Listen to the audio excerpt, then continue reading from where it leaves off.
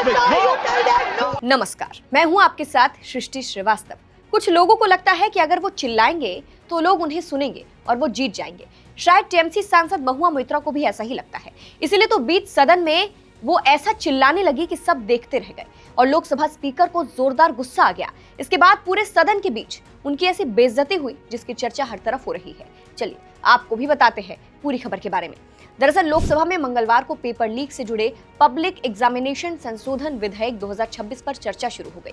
इसी बीच सदन में कई बार ऐसे मूवमेंट्स आए जब पक्ष विपक्ष आमने सामने आए, बहुत बवाल मचा, लेकिन चर्चा महुआ मोइत्रा की हो रही है। हुआ कुछ यूं कि टीएमसी सांसद अभिषेक बनर्जी जब संसद में बोलने लगे तो सदन में शोर बढ़ गया।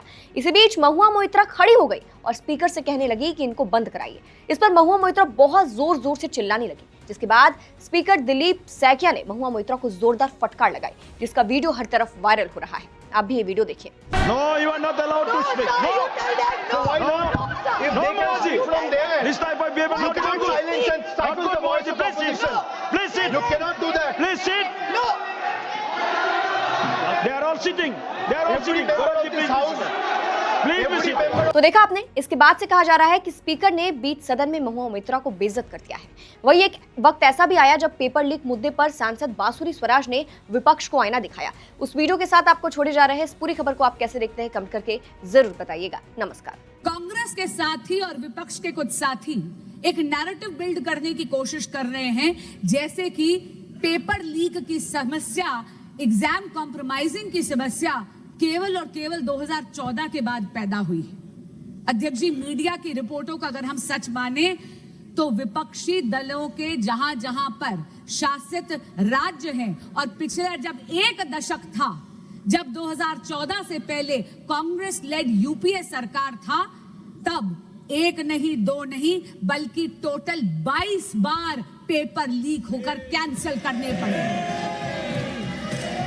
उनमें से कांग्रेस लेड यूपीए सरकार के अधिकार क्षेत्र में आने वाले 6 ऐसे एग्जामिनेशंस हैं जो सीधा केंद्र सरकार के नीचे आते थे।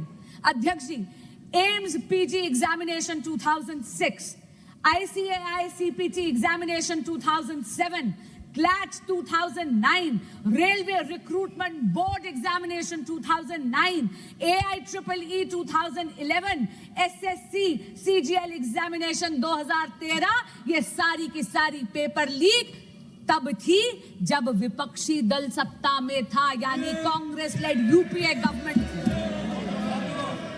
अब मैं राज्यों के कुछ आंकड़े आपको देना चाहूंगी।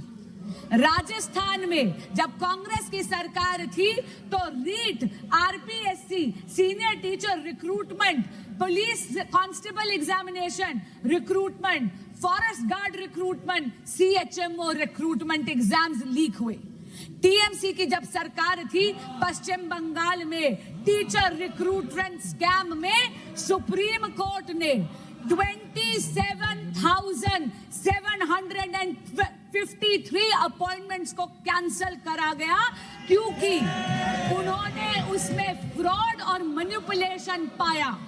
यही नहीं, जब बीआरएस की सरकार थी तेलंगाना में तो टीएसपीएससी पेपर का लीक हुआ। उत्तर प्रदेश में जब सपा की सरकार थी तो police constable recruitment paper leak हुआ।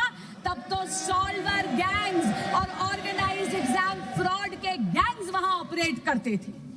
और हाल ही में पंजाब में, ये तो इसी साल की बात कर रही हूं, फार्मेसी ऑफिसर रिक्रूटमेंट एग्जामिनेशन में तो हाई टेक यानी ब्लूटूथ का इस्तेमाल कर उस पेपर को कॉम्प्रोमाइज करना गया।